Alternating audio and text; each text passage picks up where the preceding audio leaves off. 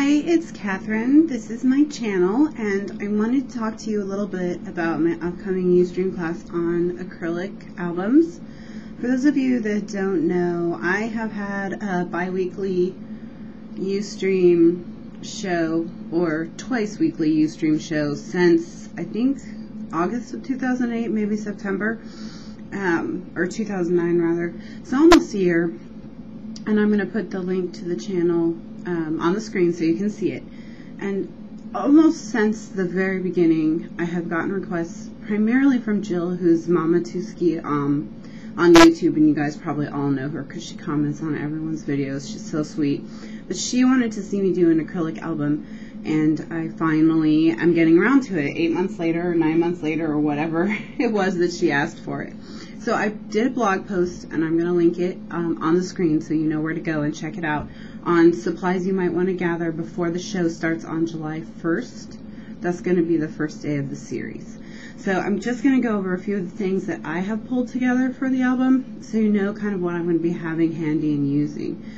The first is I'm going to use the Hambly Screen Prints Clearly Heavy Overlays to make my own album. I'm not going to buy a pre-made acrylic album, and that's simply because I have a bunch of these in my scrap room, so there's no need for me to go out and buy an album.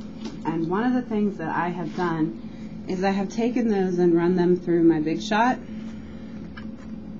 with the this is the scalloped rectangle die that they have for the Big Shot. It's a Biggs XL, and I have run them all through the scalloped rectangle die. I've run through five sheets so far, and during the show I'm going to run the sixth sheet through to show you how I do that. And so I am going to be using a custom album that I've created myself, but there are a lot of companies that make pre-made albums that would be excellent to use. My Road has good ones. Fancy Pants makes them as well. Lots of Clear Scraps has a bunch of stuff.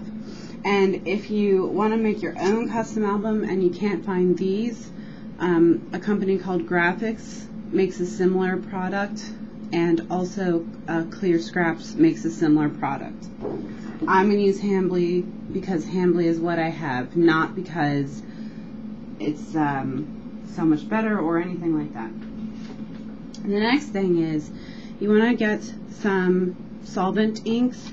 These inks dry much more quickly on non-porous surfaces. I'm going to be using StazOn, and I have StazOn in Jet Black, Timber Brown, and Cotton White. So those are the three colors that of ink that I'm going to have handy for stamping directly on transparencies. And I want to show you, I used this StazOn Jet Black on this.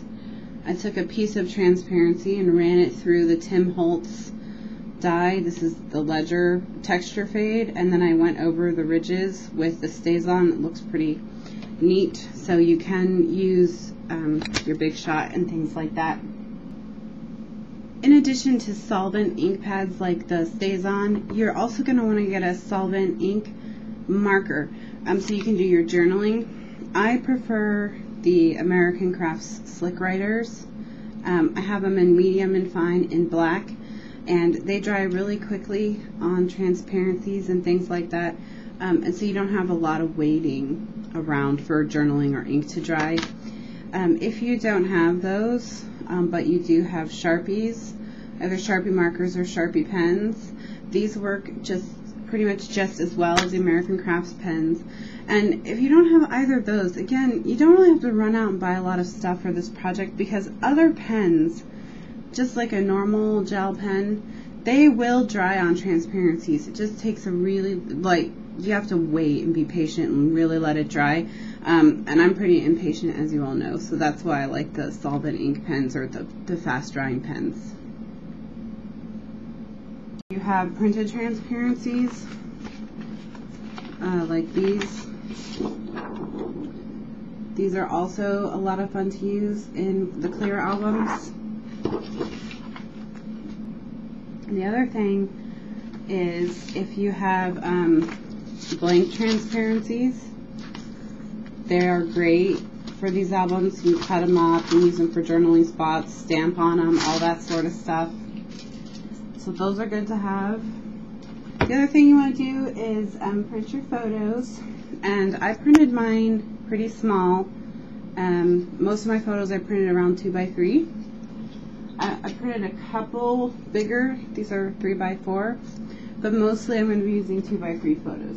And you want to just maybe get a bunch of photos from the same event. I chose the day we went to Epcot, and I had 275 photos, and I printed about 25 photos. So that's how many I have to use. You want to gather your pattern paper as well, because in an acrylic album you don't tend to use big sheets of paper. You can totally make this 100% from your scraps. You don't have to go out and buy anything special for this. I happen to have in my scrap room a 6x6 paper pad of the Basic Gray Lemonade collection, and these are real fun, summery, bright colors that really go with Disney very well because everything is brightly colored there. So this is what I'm going to use, and the 6x6 pads are good for the acrylic albums. Since you only, or at least I only use small pieces of paper typically in these, that these have such sized down prints makes them really good for this type of a project. And then the last thing is anything you normally put in a mini album.